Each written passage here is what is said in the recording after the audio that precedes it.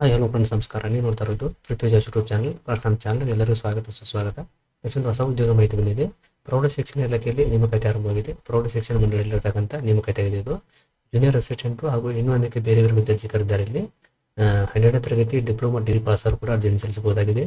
ವೇತನ, ವಯೋಮಿತಿ, ಅರ್ಜಿ ಶುಲ್ಕ, ಅರ್ಜಿಯನ್ನು ಹೇಗೆ ಸಲ್ಲಿಸಬೇಕು ಇವಾಗ ಆನ್ಲೈನ್ ಮೂಲಕ ಸಲ್ಲಿಸಲಿಕ್ಕೆ ಆರಂಭವಾಗಿದೆ.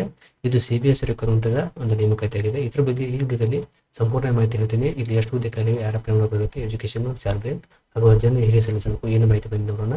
ವಿಡಿಯೋನ ಎಲ್ಲೂ ಸ್ಕಿಪ್ ಮಾಡದೆ ಕೊನೆ ತನಕ ನೋಡಿ. ಹೇಗೆ ಮಾಹಿತಿ ಇಷ್ಟ ಆದರೆ ಒಂದು ಲೈಕ್ ಮಾಡಿ ಮತ್ತು ಶೇರ್ ಮಾಡಿ, ನಿಮ್ಮ ಅನಿಸಿಕೆ ಕಮೆಂಟ್ ಮಾಡಿ. ಹೊಸಬರು ಯಾರು ನಮ್ಮ ಚಾನಲ್ ನೋಡ್ತಾ ಇದ್ದೀರಾ ಅವ್ರು ನಮ್ಮ ಚಾನಲ್ ಸಬ್ಸ್ಕ್ರೈಬ್ ಮಾಡ್ಕೊಳ್ಳಿ. ಹಾಗೆ ಪಕ್ಕದಲ್ಲಿರ್ತಕ್ಕಂಥ ಬೆಲ್ ಐಕಾನ್ ಆನ್ ಮಾಡಿಕೊಂಡ್ರೆ ನಾವು ಅಪ್ಲೋಡ್ ಮಾಡೋ ಪ್ರತಿಯೊಂದು ವಿಡಿಯೋ ನೋಟಿಫಿಕೇಶನ್ ಬರ್ತವೆ. ಹೊಸ ಹೊಸ ಉದ್ಯೋಗ ಮಾಹಿತಿಗಳು ದೊರೆಯುತ್ತದೆ. ಮಾಹಿತಿ ನೋಡೋಣ. ಮಾಹಿತಿ ರೀತಿ ಕೊಟ್ಟಿದ್ದಾರೆ. ಇದು ಕೇಂದ್ರೀಯ ಪ್ರೌಢ ಶಿಕ್ಷಣ ಮಂಡಳಿ ನೇಮಕಾತಿ ಆಗಿದೆ. ಒಟ್ಟಲ್ಲಿ ಕಲಿರ್ತಕ್ಕಂಥ ಹುದ್ದೆಗಳು 124 ಹುದ್ದೆ ಕಲಿವೆ. ಉದ್ಯೋಗ ಸ್ಥಳ ಭಾರತಾದ್ಯಂತ ಇರತಕ್ಕಂಥ ನೇಮಕಾತಿ ಆಗಿದೆ. ಹುದ್ದೆಗಳ ಹೆಸರು ಸೂಪರ್ಡೆಂಟ್, ಜೂನಿಯರ್ ಅಸಿಸ್ಟೆಂಟ್ ಹುದ್ದೆಗಳಾಗಿವೆ. ಸಂಬಳ ಬಂದು CBSE ನಿಯಮ ಪ್ರಕಾರ ಸ್ಯಾಲರಿ ಕೊಟ್ಟಿದ್ದಾರೆ. ಇಲ್ಲಿ ಹುದ್ದೆಗಳ ಹೆಸರು, ಪೋಸ್ಟ್ ಹೆಸರು, ಪೋಸ್ಟರ್ ಸಂಖ್ಯೆ ಮತ್ತು ವಯಸ್ಸಿನ ಮಿತಿ ಕೊಟ್ಟಿದ್ದಾರೆ. ಸಹಾಯಕ ಕಾರ್ಯದರ್ಶಿ 8 ಹುದ್ದೆ ಖಾಲಿವೆ. ಅವರಿಗೆ 18ರಿಂದ 35 ವರ್ಷ ವಯೋಮಿತಿ ಇರಬೇಕಾಗುತ್ತೆ. ಸಹಾಯಕ ಪ್ರಾಧ್ಯಾಪಕರು ಮತ್ತು ಸಹಾಯಕ ನಿರ್ದೇಶಕರು ಶೈಕ್ಷಣಿಕದಲ್ಲಿ 12 ಹುದ್ದೆ ಖಾಲಿವೆ. ಅವರಿಗೆ 18ರಿಂದ 30 ವರ್ಷ ವಯೋಮಿತಿ ಇರುತ್ತದೆ ಎಲ್ಲ ಹುದ್ದೆಗಳಿಗೆ. ಆಮೇಲೆ ಸಹಾಯಕ ಪ್ರಾಧ್ಯಾಪಕರು, ಸಹಾಯಕ ನಿರ್ದೇಶಕರು 8 ಹುದ್ದೆ ಖಾಲಿವೆ. ಸಹಾಯಕ ಪ್ರಾಧ್ಯಾಪಕರು ಮತ್ತು ಸಹಾಯಕ ನಿರ್ದೇಶಕರು ಕೌಶಲ್ಯದಲ್ಲಿ 7 ಹುದ್ದೆ ಖಾಲಿವೆ. ಲೆಕ್ಕಪತ್ರದಲ್ಲಿ 2 ಹುದ್ದೆ ಖಾಲಿವೆ. ಅವರಿಗೆ 18ರಿಂದ 35 ವರ್ಷ ವಯೋಮಿತಿ ಇರುತ್ತದೆ. ಸೂಪರ್ಡೆಂಟ್ ಹುದ್ದೆಗಳಿಗೆ 27 ಹುದ್ದೆ ಖಾಲಿವೆ. ಇವರು 18ರಿಂದ 30 ವರ್ಷಗಳಿದ್ದ ಅರ್ಜಿಯನ್ನು ಸಲ್ಲಿಸಬಹುದು. ಕಿರಿಯ ಅನುವಾದ ಅಧಿಕಾರಿ ಬಂದ್ಬಿಟ್ಟು 9 ಹುದ್ದೆ ಖಾಲಿವೆ. ಜೂನಿಯರ್ ಅಕೌಂಟೆಂಟ್ ಹುದ್ದೆಗಳು 16 ಹುದ್ದೆ ಖಾಲಿವೆ ಹಾಗೂ ಕಿರಿಯ ಸಹಾಯಕ 35 ಹುದ್ದೆ ಖಾಲಿವೆ. ಇಲ್ಲಿ 18ರಿಂದ 27 ವಯೋಮಿತಿ ಇರುತ್ತದೆ. ಇನ್ನು ಈ ಹುದ್ದೆಗೆ ಶೈಕ್ಷಣಿಕ ಅರ್ಹತೆ ಕೊಟ್ಟಿದ್ದಾರೆ. ಶೈಕ್ಷಣಿಕ ಅರ್ಹತೆ CBSE ಅಧಿಕೃತ ಸೂಚನೆ ಪ್ರಕಾರ ಅಭ್ಯರ್ಥಿಯು 12ನೇ ತರಗತಿ ಡಿಪ್ಲೊಮಾ ಪದವಿ, BCom, ಸ್ನಾತಕೋತ್ತರ ಪದವಿ, MBA ಯಾವುದೇ ಮಾನ್ಯತೆ ಪಡೆದ ಮಂಡಳಿಯಿಂದ ಅಥವಾ ವಿಶ್ವವಿದ್ಯಾಲಯದಿಂದ ಸ್ನಾತಕೋತ್ತರ ಪದವಿ ಪಾಸ್ ಆದರೂ ಅರ್ಜಿಯನ್ನು ಸಲ್ಲಿಸಬೇಕಂತ ಕೊಟ್ಟಿದ್ದಾರೆ. ಇನ್ನು ಪೋಸ್ಟ್ ಹೆಸರು ಮತ್ತು ಅರ್ಹತೆ ಕೊಟ್ಟಿದ್ದಾರೆ. ಕಾರ್ಯದರ್ಶಿ ಈ ಮೇಲೆ ಎಲ್ಲ ಹುದ್ದೆಗಳಿಗೆ ಪದವಿ ಪಾಸ್ ಆಗಿರುತ್ತೆ. ಆಮೇಲೆ ಪ್ರಾಧ್ಯಾಪಕರ ಹುದ್ದೆಗಳಿಗೆ ಸ್ನಾತಕೋತ್ತರ ಪದವಿ ಪಾಸ್ ಆಗಿರಬೇಕು. ಲೆಕ್ಕಪತ್ರ ಅಧಿಕಾರಿ ಹುದ್ದೆಗಳಿಗೆ ಪದವಿ, BCom, ಸ್ನಾತಕೋತ್ತರ ಪದವಿ, MBA ಪಾಸ್ ಆಗಿರಬೇಕು. ಇನ್ನು ಸ್ಟೂಡೆಂಟ್ ಹುದ್ದೆಗಳಿಗೆ ಪದವಿ ಪಾಸ್ ಆಗಿರಬೇಕು. ಕಿರಿಯ ಅನುವಾದ ಹುದ್ದೆಗಳಿಗೆ ಡಿಪ್ಲೊಮಾ, ಸ್ನಾತಕೋತ್ತರ ಪದವಿ ಪಾಸ್ ಆಗಿರಬೇಕು. ಇನ್ನು ಜೂನಿಯರ್ ಅಕೌಂಟೆಂಟ್ ಹಾಗೂ ಕಿರಿಯ ಸಹಾಯಕ ಹುದ್ದೆಗಳಿಗೆ 12ನೇ ತರಗತಿ ಪಾಸ್ ಆಗುವ ಅರ್ಜಿಯನ್ನು ಸಲ್ಲಿಸಬಹುದಾಗಿದೆ. ಇಲ್ಲಿ ವಯೋಮಿತಿ ಸಲ್ಲಿಕೆ ಕೂಡ ಇರುತ್ತದೆ. 3 ವರ್ಷ, 5 ವರ್ಷ, ಮಹಿಳೆಯರಿಗೆ 10 ವರ್ಷ, ಈ ರೀತಿ ಸಲ್ಲಿಕೆ ಕೂಡ ಇರುತ್ತದೆ. ಇನ್ನು ಶುಲ್ಕ ನೋಡಬೇಕಂದ್ರೆ ಇಲ್ಲಿ ಮೀಸಲಾತಿಗೆ EWC ಮತ್ತು PWD ಇವರಿಗೆ 1750 ರೂಪಾಯಿ ಇರುತ್ತದೆ. SC ST ಮತ್ತು ಮಾಜಿ ಸೈನಿಕರಿಗೆ, ಮಹಿಳೆಯರಿಗೆ 750 ರೂಪಾಯಿ ಫೀಸ್ ಇರುತ್ತಿರುತ್ತದೆ. ಆಮೇಲೆ superintendent, junior translation officer, junior accountant assistant ಹುದ್ದೆಗಳಿಗೆ ಮೀಸಲಾತಿಗೆ 1050 ಇರುತ್ತದೆ. ಆಮೇಲೆ SC ST 250 ರೂಪಾಯಿ ಶುಲ್ಕ ಇರುತ್ತದೆ. ನಿಮ್ಮದು ಯಾವ ಕಾಸ್ಟ್ ಬರ್ಕೊಂತ ಅರ್ಜಿಯನ್ನು ಸಲ್ಲಿಸಬಹುದು, ಪೇ ಕೂಡ ಮಾಡಬಹುದಾಗಿದೆ. ಇನ್ನು ಆಯ್ಕೆ ಪ್ರಕ್ರಿಯೆ ಯಾವ ರೀತಿ ಅಂದರೆ MCQ ಆಧಾರಿತ ಪ್ರಾಥಮಿಕ ಸ್ಕ್ರೀನಿಂಗ್ ಪರೀಕ್ಷೆ ಇರುತ್ತದೆ. ವಸ್ತುನಿಷ್ಠ ಪ್ರಕಾಶ OMR ಸೀಟ್ ಎಕ್ಸಾಮ್ ಇರ್ತವೆ. ಆಮೇಲೆ ಸಂದರ್ಶನ ಮೂಲಕ ಆಯ್ಕೆ ಮಾಡ್ಕೊಂಡು ಕೊಟ್ಟಿದ್ದಾರೆ. ಇನ್ನು CBSEಗೆ ಅರ್ಜಿಯನ್ನು ಹೇಗೆ ಸಲ್ಲಿಸಬೇಕಂತ ನೋಡೋಣ. ಇಲ್ಲಿ ಅದಕ್ಕಿಂತ ಮುಂಚೆ ಡೇಟ್ ಕೊಟ್ಟಿದ್ದಾರೆ. ಇವಾಗ ಪ್ರಮುಖ ದಿನಾಂಕ ಕೊಟ್ಟಿದ್ದಾರೆ. ಆನ್ಲೈನಲ್ಲಿ ಅರ್ಜಿ ಸಲ್ಲಿಸುವ ಆರಂಭ ದಿನಾಂಕ 2/12/2025 ಆರಂಭವಾಗಿದೆ. ಲಾಸ್ಟ್ ಡೇಟು ಡಿಸೆಂಬರ್ 22, 2025 ಆಗಿದೆ. ಪೇಮೆಂಟ್ ಮಾಡೋ ದಿನಾಂಕ 22/12/2025 ಆಗಿದೆ. ಲಾಸ್ಟ್ ಡೇಟ್ ಅರ್ಜಿಯನ್ನು ಆನ್ಲೈನ್ ಮೂಲಕ ಸಲ್ಲಿಸಬಹುದಾಗಿದೆ. CBSE ಆಫೀಸಿಯಲ್ ವೆಬ್ಸೈಟ್ ಆಗಿದೆ. ಇಲ್ಲಿರ್ತಕ್ಕಂಥ ಹುದ್ದೆಗಳಾಗಿದೆ. ತಾವು ಅರ್ಜಿಯನ್ನು ಇಲ್ಲಿಂದ ಕೂಡ ಸಲ್ಲಿಸಬೇಕಾಗುತ್ತದೆ. ಮೇನ್ ಪೇಜ್ ಆಗಿದೆ. ಇಲ್ಲಿ ಅವರು PDF ಕೊಟ್ಟಿದ್ದಾರೆ. ಸುಮಾರು ಇದು 42 ಪೇಜ್ PDF ಇರ್ತಕ್ಕಂಥ ಒಂದು ನೋಟಿಫಿಕೇಶನ್ ಆಗಿದೆ. ಇಲ್ಲಿ ತಾವು ನೋಡ್ಕೋಬಹುದು. ಈ PDF ಏನು ಕೊಟ್ಟಿದ್ದಾರೆ ಅಂದರೆ ವಿದ್ಯಾರ್ಥಿ ವಯೋಮಿತಿ, ವೇತನ ಎಲ್ಲವೂ ಕೊಟ್ಟಿದ್ದಾರೆ. Central board of secondary education ಅಂತ ಕೊಟ್ಟಿದ್ದಾರೆ.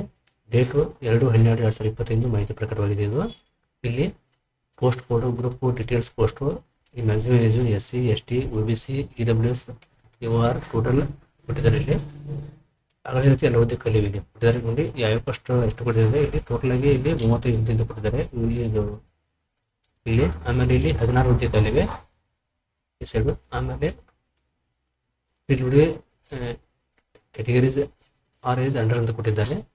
Name of post, vacancy mark, ಆಮೇಲೆ ಗ್ರೂಪ್ ಕೊಟ್ಟಿದ್ದಾರೆ. ಇಲ್ಲಿ ಅಸಿಸ್ಟೆಂಟ್ ಸೆಕ್ರೆಟರಿ 1 ಹುದ್ದೆ ಖಾಲಿ ಇದೆ. ಅಸಿಸ್ಟೆಂಟ್ ಪ್ರೊಸೆಸರ್ ಮತ್ತು 1 ಹುದ್ದೆ ಖಾಲಿ ಇದೆ. ಸೂಪರಿಂಟೆಂಡೆಂಟು 1 ಹುದ್ದೆ ಖಾಲಿ ಇದೆ. ಇಲ್ಲಿ ಎಜುಕೇಶನ್ ಕೊಟ್ಟಿದ್ದಾರೆ. ಇಲ್ಲಿ ಯಾವ ಕಾಸ್ಟ್ ಕಟ್ಟಿ ಅದು ಕೂಡ ಕೊಟ್ಟಿದ್ದಾರೆ. ಕೆರಿಯರ್ ಕೊಟ್ಟಿದ್ದಾರೆ ನೋಡ್ಕೊಳ್ಳೋದನ್ನ. ಇಲ್ಲಿ ಜೂನಿಯರ್ ಟ್ರಾನ್ಸ್ಲೇಷನ್ ಆಫೀಸರ್ 1 ಹುದ್ದೆ ಖಾಲಿ ಇದೆ. ಇದು BLV ಇಂದ ಕೊಟ್ಟಿದ್ದಾರೆ ಇವರಿಗೆ ಇರ್ತದ್ದು. ಆಮೇಲೆ PWDಗೆ ಇಲ್ಲಿ ಕಾಸ್ಟ್ ಕೊಟ್ಟಿದ್ದಾರೆ. ಜೂನಿಯರ್ ಅಸಿಸ್ಟೆಂಟು ಇಲ್ಲಿ ಕೆಳಗೆಲ್ಲ ಡೀಟೇಲ್ಸ್ ಕೊಟ್ಟಿದ್ದಾರೆ. ಇಲ್ಲಿ ಇಂಪಾರ್ಟೆಂಟ್ ಡೇಟ್ ಕೊಟ್ಟಿದ್ದಾರೆ.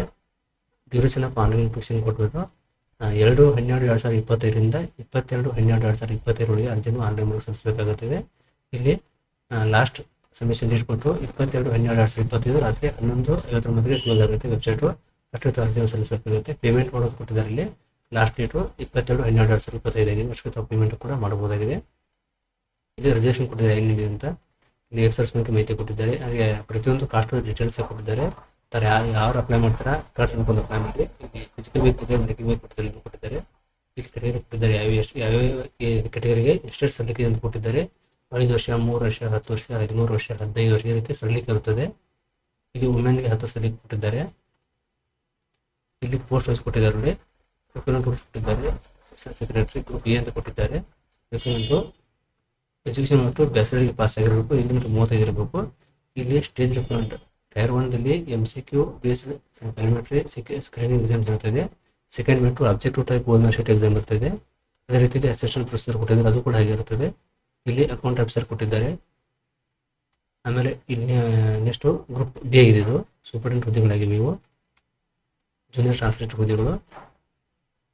ಗ್ರೂಪ್ ಸಿದಲ್ಲಿ ಜೂನಿಯರ್ ಅಕೌಂಟೆಂಟ್ ಹುದ್ದೆಗಳು. ಸೆಕೆಂಡ್ ಕ್ಲಾಸ್ ಅಂದರೆ 12ನೇ ತರಗತಿ ಪಾಸ್ ಆಗಿ ಅಪ್ಲೈ ಮಾಡಬಹುದು ಯಾವುದೇ ಬೋರ್ಡ್ದಿಂದ.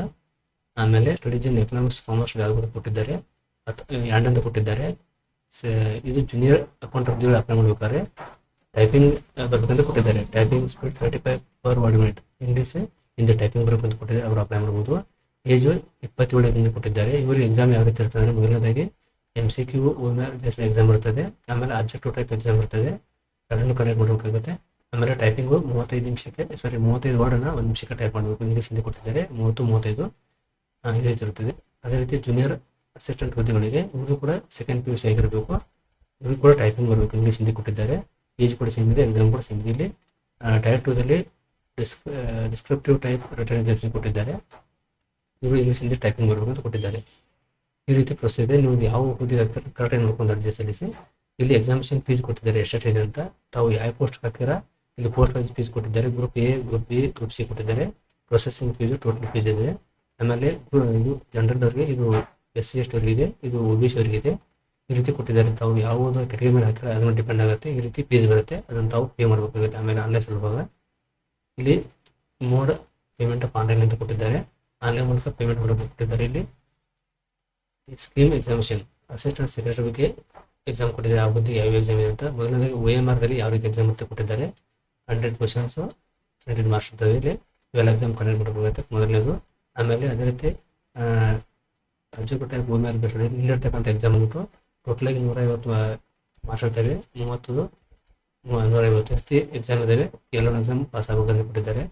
ಹಾಗೆ ಲಾಸ್ಟು ಇಲ್ಲಿ ಇಂಟರ್ವ್ಯೂ ಕೊಟ್ಟಿದ್ದಾರೆ. ಇಂಟರ್ವ್ಯೂ ಕೂಡ ಇರ್ತದೆ. ಎಕ್ಸಾಮ್ ಹೋದ ನಂತರ ಇಂಟರ್ವ್ಯೂ ಇರ್ತದೆ. ಇಂಟರ್ವ್ಯೂ ಮೂಲಕ ಆಯ್ಕೆ ಮಾಡ್ಕೊಂಡು ಕೊಟ್ಟಿದ್ದಾರೆ. ಇಲ್ಲಿ ಪ್ರತಿಯೊಂದು ಹುದ್ದೆಗೆ ಸಬ್ಜೆಕ್ಟ್ ಬೇರೆ ಬೇರೆ ಕೊಟ್ಟಿದ್ದಾರೆ. ತಾವು ಕರೆಕ್ಟಾಗಿ ಓದ್ಕೊಂಡು ಅರ್ಜಿಯನ್ನು ಆನ್ಲೈನ್ ಮೂಲಕ ಸಲ್ಲಿಸಬಹುದಾಗಿದೆ. ಇದು 42 ಪೇಜ್ PDF ಇದೆ. ಈ PDF ಅನ್ನು ನಮ್ಮ ವಿಡಿಯೋ ಕಾಲ್ ಹಾಕಿರ್ತೀನಿ ಅಥವಾ ನಮ್ಮ ವಾಟ್ಸಪ್ ಟೆಲಿಗ್ರಾಮ್ ಗ್ರೂಪಲ್ಲಿ ಶೇರ್ ಮಾಡಿರ್ತೀನಿ. ಅಲ್ಲಿಂದ ತರಬೇಕಂತ ಅರ್ಜಿಯನ್ನು ಸಲ್ಲಿಸಬಹುದಾಗಿದೆ. ಇದಿಷ್ಟು ನೋಟಿಫಿಕೇಶನ್ ಇದೆ. ಇನ್ನೂ ಓದಿಸೋ ಸರಿಯಾಗಿ ಏನಿದೆ ಅಂತ ಓದ್ಕೊಂಡು ಅಪ್ಲೈ ಮಾಡಿ. ವಿಡಿಯೋ ತುಂಬ ಲೆಂತ್ ಆಗೋದಕ್ಕೆ ಶಾರ್ಟ್ ಹೇಳ್ತೀನಿ, ನೋಡ್ಕೊಳ್ಳಿ. ಇನ್ನು ಅರ್ಜಿಯನ್ನು ಹೇಗೆ ಸಲ್ಲಿಸಬೇಕಾದ್ರೆ ಇಲ್ಲಿ ಅವರೊಂದು ಲಿಂಕ್ ಕೊಟ್ಟಿದ್ದಾರೆ, website link. Central board of secondary examination ಅಂತ ಕೊಟ್ಟಿದ್ದಾರೆ. ಇಲ್ಲಿ ರಿಕ್ವೈರ್ಮೆಂಟ್ 4 ಅಂತ ಕೊಟ್ಟಿದ್ದಾರೆ 2026. ಗ್ರೂಪ್ ಬಿ, ABC ಅಂತ ಕೊಟ್ಟಿದ್ದಾರೆ. ಇಲ್ಲಿ ಮೊದಲನೇದಾಗಿ ಸ್ಟೆಪ್ ಕೊಟ್ಟಿದ್ದಾರೆ. ಅವರು ಸ್ಟೆಪ್ಸ್ ಟು ಅಪ್ಲೈ ಆನ್ಲೈನ್ ಅಂತ ಕೊಟ್ಟಿದ್ದಾರೆ. Apply to registration, fill form, application form, examination fees, download confirmation page ಕೊಟ್ಟಿದ್ದಾರೆ. ಇಲ್ಲಿ 2 PDF ಮತ್ತು 2 ಲಿಂಕ್ ಓಪನ್ ಆಗ್ತೀವಿ ಅಥವಾ ಡೌನ್ಲೋಡ್ ಮಾಡ್ಕೋಬಹುದು. ಇಲ್ಲಿ ರಿಜಿಸ್ಟರ್ ಮಾಡೋದು ಕೊಟ್ಟಿದ್ದಾರೆ.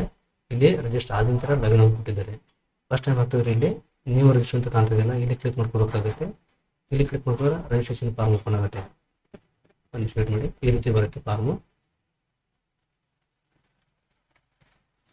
ಅದು ಸೈಟ್ ಹೋಗಿದೆ ನೋಡಿ. ಈ ರೀತಿ ಫಾರ್ಮ್ ಮಾಡುತ್ತೆ. ಇಲ್ಲಿ ರಿಜಿಸ್ಟ್ರೇಷನ್ ಕೊಟ್ಟಿದ್ದಾರೆ, ಅಪ್ಲಿಕೇಶನ್ ಫಾರ್ಮ್, ಪೇಮೆಂಟ್ ಅಂತ. ಇಲ್ಲಿ PDF ಕೂಡ ತಾವು ಡೌನ್ಲೋಡ್ ಮಾಡ್ಕೋಬಹುದು. 2 ಕೊಟ್ಟಿದ್ದಾರೆ. ಇಲ್ಲಿ ಅದ್ರ ಬಗ್ಗೆ ಮಾಹಿತಿ ಕೊಡ್ತೀನಿ. ಇನ್ಸ್ಟ್ರಕ್ಷನ್ ಎಲ್ಲ ಓದ್ಕೊಳ್ಳೋದನ್ನ ಓದ್ಕೊಂಡು ಇಲ್ಲಿ ಚೆಕ್ ಬಾಕ್ಸ್ ಮೇಲೆ ಕ್ಲಿಕ್ ಮಾಡಿಕೊಂಡು ಕ್ಲಿಕ್ ಟು ಪ್ರೊಸೀಡ್ ಅಂತ ಬರುತ್ತೆ. ಇಲ್ಲಿ ಪ್ರೊಸೀಡ್ ಅಂತ ಕೊಡಬೇಕಾಗುತ್ತೆ. ಇಲ್ಲಿ ಪ್ರೊಸೀಡ್ ಕೊಟ್ಟ ನಂತರ ಈ ರೀತಿ ಫಾರ್ಮ್ ಓಪನ್ ಆಗುತ್ತೆ. ಅವರು ಇಲ್ಲಿ ಎಲ್ಲವನ್ನು ಕರೆಕ್ಟಾಗಿ ಫಿಲ್ಅಪ್ ಮಾಡಿ ಪರ್ಸನಲ್ ಡೀಟೇಲ್ಸ್ ಕೊಟ್ಟಿದ್ದಾರೆ. Please fill details printed on class SLC marks card ಇರ್ತೀವಿ ಯಾವ ರೀತಿ ಇದೆ ಎಲ್ಲವನ್ನು ಫಿಲ್ಅಪ್ ಮಾಡಬೇಕು. ನೇಮು, ಫಾದರ್ ನೇಮು, ಆಮೇಲೆ mother name, date of birth, gender, ಆಮೇಲೆ ಐಡೆಂಟಿಫಿಕೇಶನ್ ಪ್ಯಾನ್ ಕಾರ್ಡ್ ಯಾವ ಬೇಕಾದ್ರೆ ಕೊಡ್ಬೋದು. ಆಧಾರ್ ಕಾರ್ಡ್ ಇಲ್ಲಿ ಅದರಲ್ಲಿ ಪ್ಯಾನ್ ಕಾರ್ಡ್ ಇದೆ, ಪ್ಯಾನ್ ಕಾರ್ಡ್ ಕೊಡಿ, ಅಥವಾ ಪಾಸ್ಪೋರ್ಟ್ ಕೊಡಿ, voter I D, ration card, passbook, driving licence ಎಲ್ಲಿಂದ ಕೊಟ್ಟಿದ್ದಾರೆ ಯಾವ್ದಾರು ಒಂದು ಡಾಕ್ಯುಮೆಂಟ್ ಹಚ್ಚಬೇಕಾಗತ್ತೆ. ಇಲ್ಲಿ ಅದರ ನಂಬರ್ ಹಾಕೋಬೇಕಾಗುತ್ತೆ. ಮತ್ತು ಇದು 2 ಸೇಮ್ ಇದ್ರೆ ಕನ್ಫರ್ಮೇಷನ್ ಮತ್ತೊಂದು ಸರಿ ಟೈಪ್ ಮಾಡಬೇಕಾಗುತ್ತೆ. ಇಲ್ಲಿ ಪ್ರೆಸೆಂಟ್ ಅಡ್ರೆಸ್ ಹಾಕಿ, ಇಲ್ಲಿ ಏನಿದೆ ಹೌಸ್ ನಂಬರು, ಲೊಕಾಲಿಟಿ, ಆಮೇಲೆ ಕಂಟ್ರಿ ಇಂಡಿಯಾ ಅಂತ ಹಾಕಿ, ಆಮೇಲೆ ಸ್ಟೇಟು ಕರ್ನಾಟಕ ಅಂತ ತಗೊಳ್ಳಿ, ಆಮೇಲೆ ನಿಮ್ಗೆ ಯಾವ ಜಿಲ್ಲೆಯಿಂದ ಹತ್ತಿರ ಅದನ್ನು ಹಾಕಿ, ಪಿನ್ ಕೋಡ್ ಹಾಕಿ, ಆಮೇಲೆ ಎಲೆಕ್ಟ್ರಾನಿಕ್ ಕಮಿಷನ್ ಅಡ್ರೆಸ್ ಇದ್ದಾರೆ ಇದನ್ನು ಕೂಡ ಹಾಕಿ. ಇಲ್ಲಿ ನಿಮ್ಮ ಮೊಬೈಲ್ ನಂಬರ್ OTP ಹೋಗುತ್ತೆ.